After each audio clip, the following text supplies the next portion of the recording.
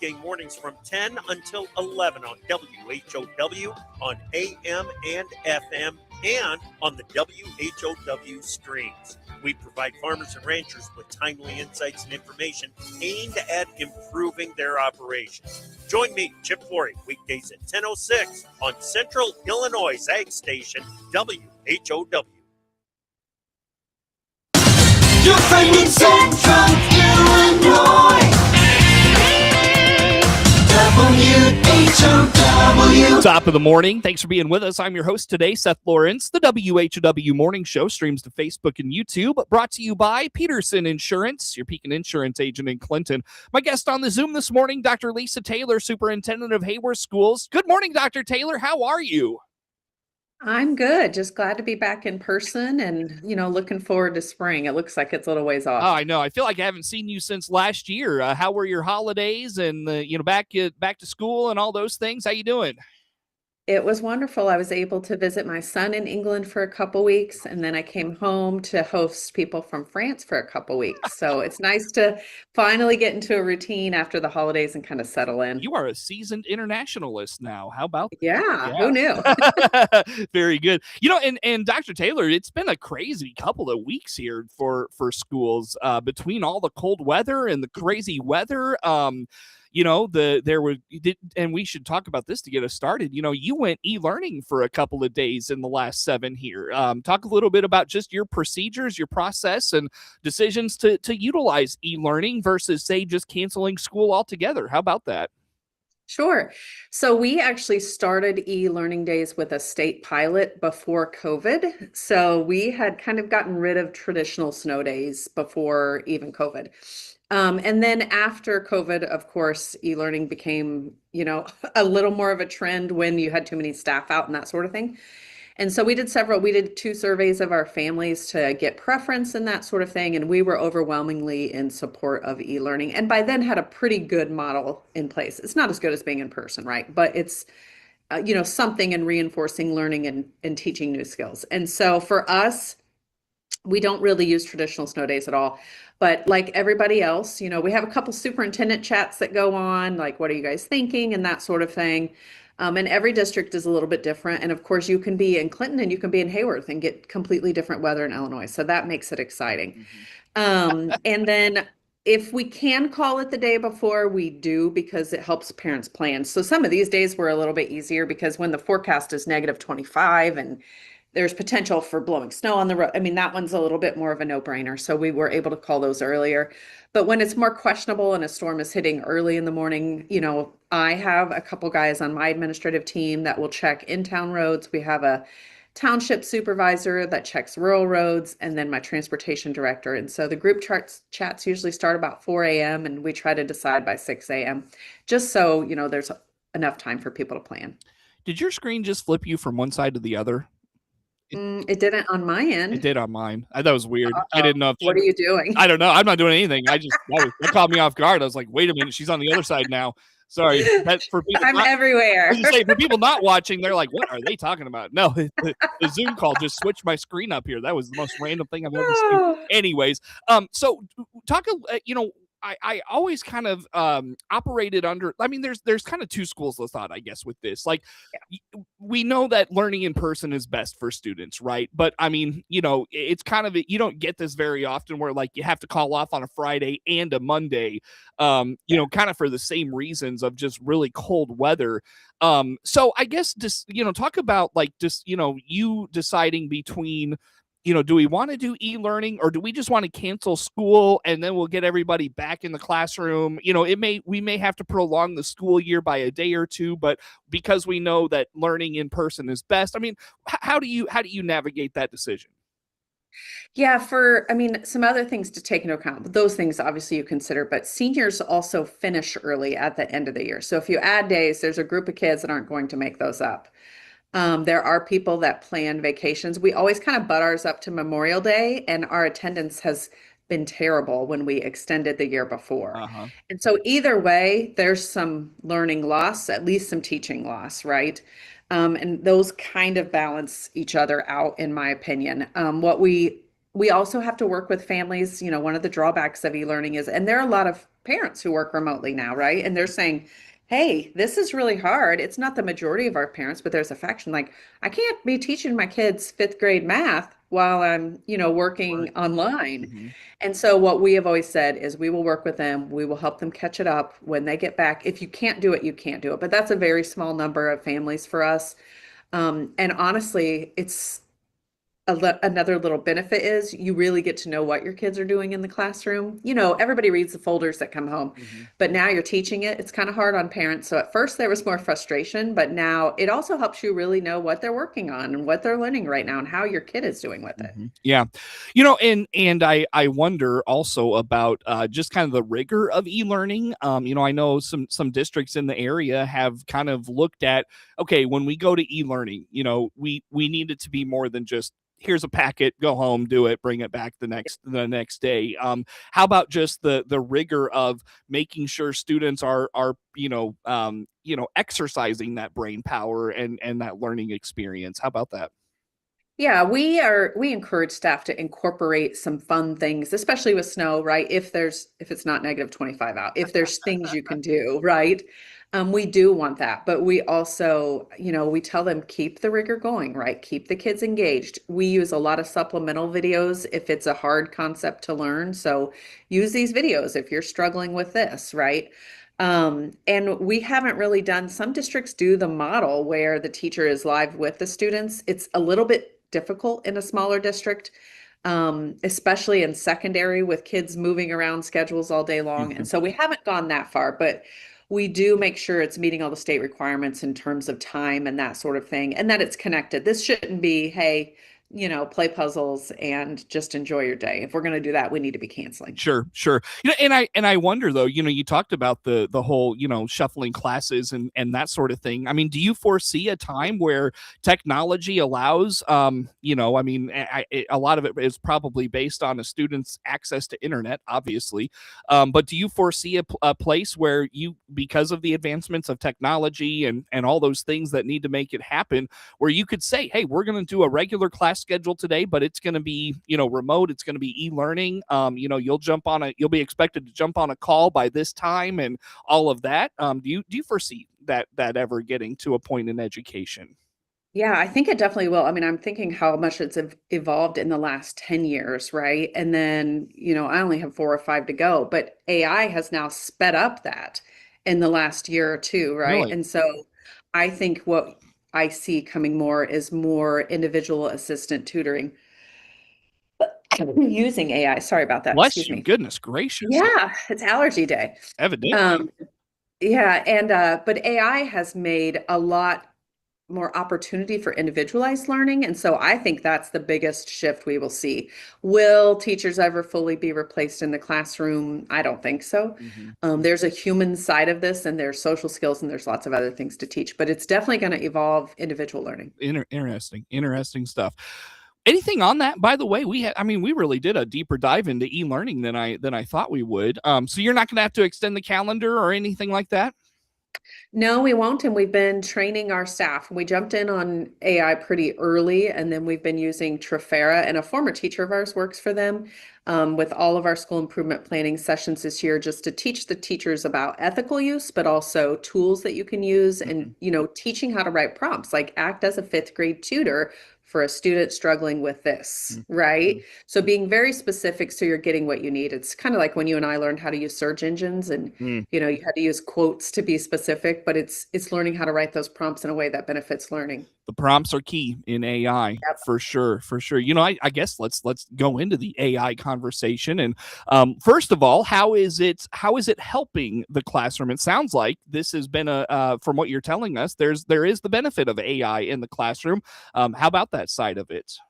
Yeah, I think, there's a ton of benefit there in terms of efficiency for teachers too, right? So creating lesson plans or review this lesson plan and make it more engaging. Give me 3 5-minute activities, right? Because kids, is depending on the grade level, but attention span is different, right? And so getting very specific and updating lesson plans so that it's meeting the needs of the kids in your classroom, that's one huge benefit.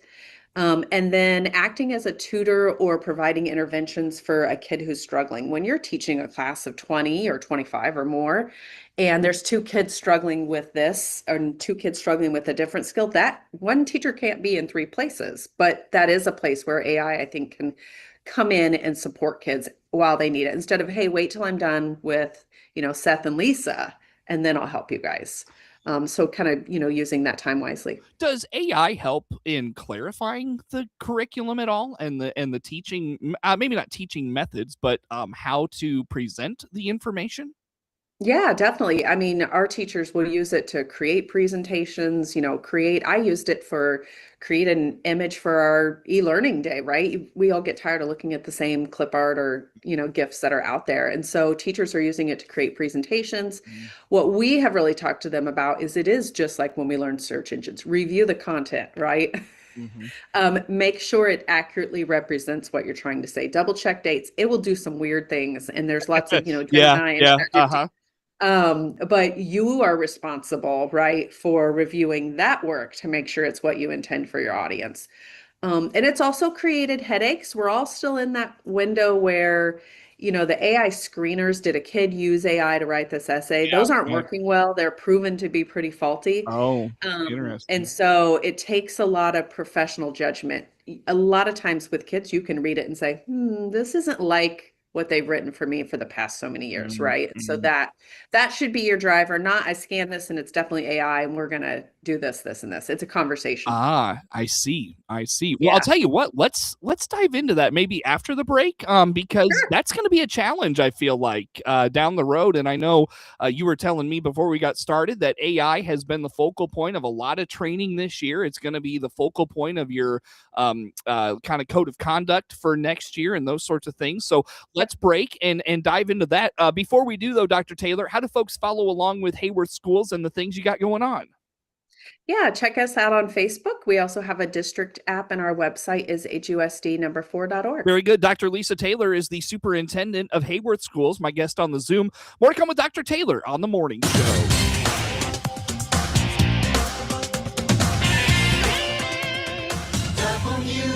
WHOW.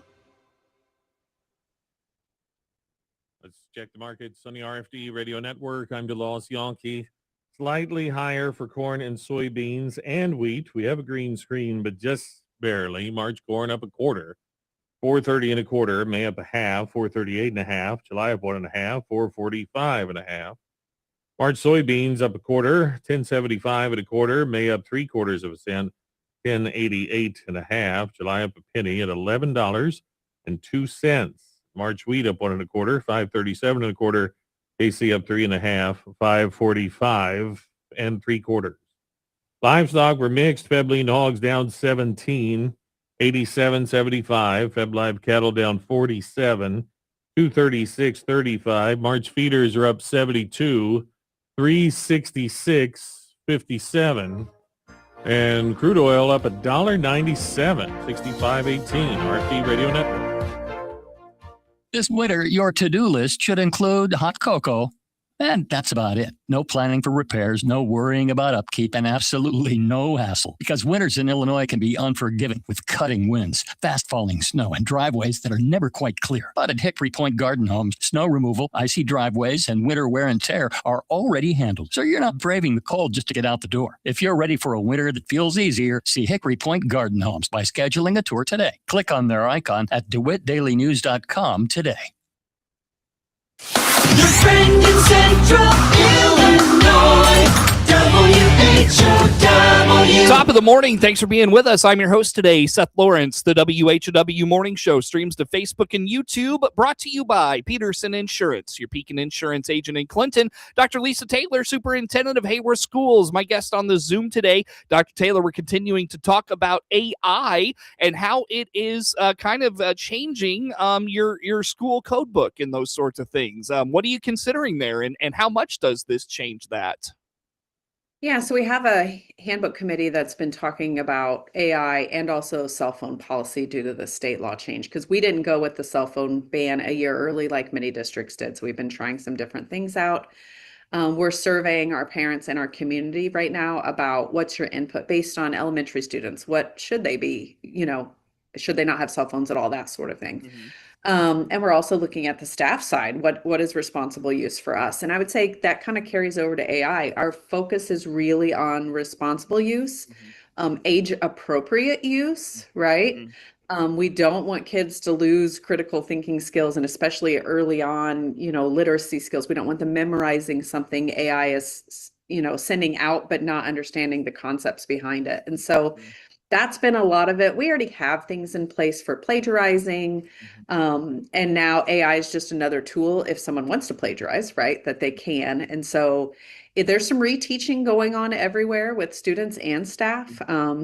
Everybody's all over the place, right? Some people love it. They're gung ho. They're doing everything. They're revamping their own personal life, right? With AI, there's so many things we all have and so much capabilities there.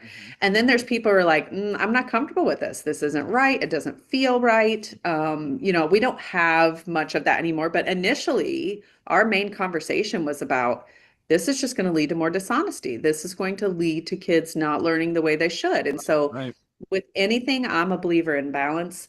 I don't think you need a kid on a computer all day long. I don't think anybody needs to be on their cell phone, but they need to be able to use the tools that they're going to use in the workplace. So we have to help prepare for that. Yeah, sure.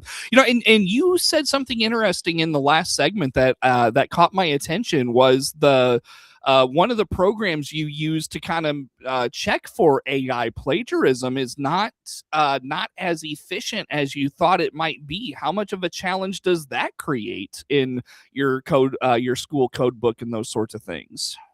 Yeah, and I think it's similar to the plagiarism piece when you know a kid didn't write this, right? If it's obvious like that, you've read this kid's essays all year long, you know how the Yeah. student writes. I was going to And say it's for the older kids, they're at the disadvantage of like they've got a body of work that's kind of their baseline, and if they're starting, we know you. yeah. If you're starting to put out these papers that sound like they're written by a Harvard grad, red lights kind of go off, right? Yeah, but it's been interesting because a lot of your high achieving students are going to be the ones that AI screeners flag, right? They're using research-based information, the same thing the AI tool is using, right? They're going to go to research-based websites, pull similar information. And so there are phrases that might trigger it to saying this is 40%, AI. They will sometimes give you percentages. And for us, what we found effective, and there were several of these early on, especially in the higher level classes, that's where we've seen it. And kids that I know when I saw their name, I'm like, this kid didn't cheat. Yeah, right. You know what I mean? But how cool for that kid that they wrote a paper good enough that like AI's flagging it, right? Right. I'm like, we're doing a good job here. That's funny. And so we have to be careful not to overreact and to say to parents, because the AI screening tools aren't great yet either, but to say, hey, this page is for 60% AI. Well, that screener was just as ineffective as we were when we emailed the parent, right? And so it's just taking a couple steps back. And when you see something that you don't think is right or that a screener identifies, talking to the kid, what did you use? Show me your sources. Show me, right? It's a different conversation. Yeah, well, and so I wonder, with like, are you guys one-to-one device in your district? Yeah, so how can you limit your access for kids to AI, or can you kind of history check their computers to be like, yeah, we see you searched AI on your computer, and like we can track this. I mean, how much of that do you get? Oh yeah, and our kids pretty much know that. So any search, if they're using a school issued device, even a search from home, right? That is in our records and can be used. But what I've found with kids, they get smarter as they get older, obviously, and they use their personal phones, not on your network, and oftentimes the Snapchat AI tool, right? So tools that aren't even necessarily we consider the academic tools, right? But they have access to AI and everything they're doing on their cell phone. Which is also a reason that we're, besides the state law regarding cell phones, but it's another reason we're really talking about cell phone use, right? Yeah, sure. Well, and of course, limiting their ability to write a paper at school versus at home, that sort of thing. There are things you can do. I was talking about that, and I know I probably sound like a grandma to some of our teachers, but when I taught computers early on, right? And teachers will be like, it's hard to get their attention. I was like, before I start talking, I just say, turn your screen off. So you just push a little button on the screen. It's a little different now, but we all do, right? We're in the doctor's office and you don't hear your name called because you were, looking up your recipe for dinner tonight or whatever it is, right? And so it's just using those tools to your advantage and making sure you're getting their attention so you don't have to repeat yourself 10 times and that sort of thing. And it sounds so over the top, but I mean, gosh, the learning environment really has to be, like genuine and I don't know, unencumbered, I guess, if you will. I don't know what the right word is. Yeah, I think kids are so distracted all the time, as we all are. And Right, so, right. how do we make this engaging and limit distractions, right? There's educational use, and then there's things that are just distracting that I can get just as distracted.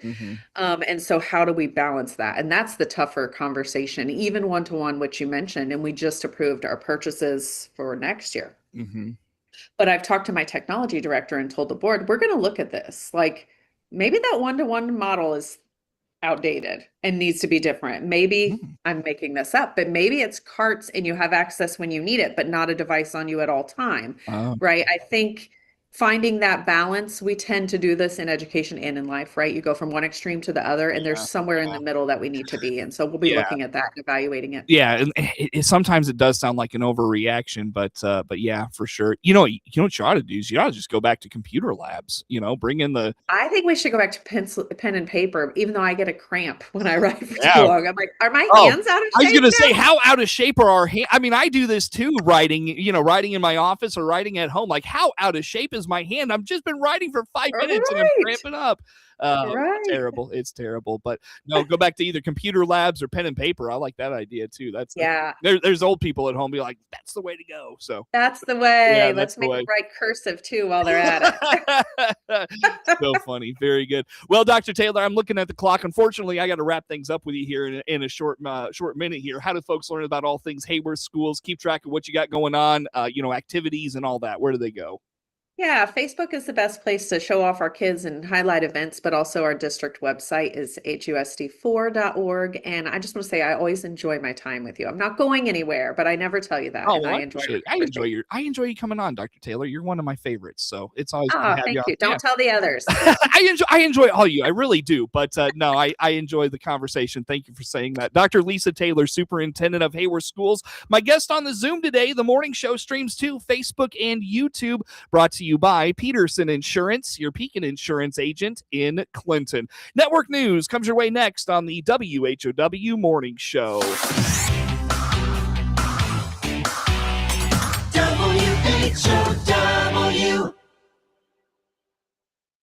The Big 1520 WHOW Clinton, along with 92.3 FM Clinton and 106.5 FM Bloomington Normal. Breaking news this hour from Town Hall. I'm Rich Thomason. President Trump's border czar Tom Homan is leaving the door open to a drawdown of ICE agents in Minneapolis, but only after cooperation from state and local authorities. Homan is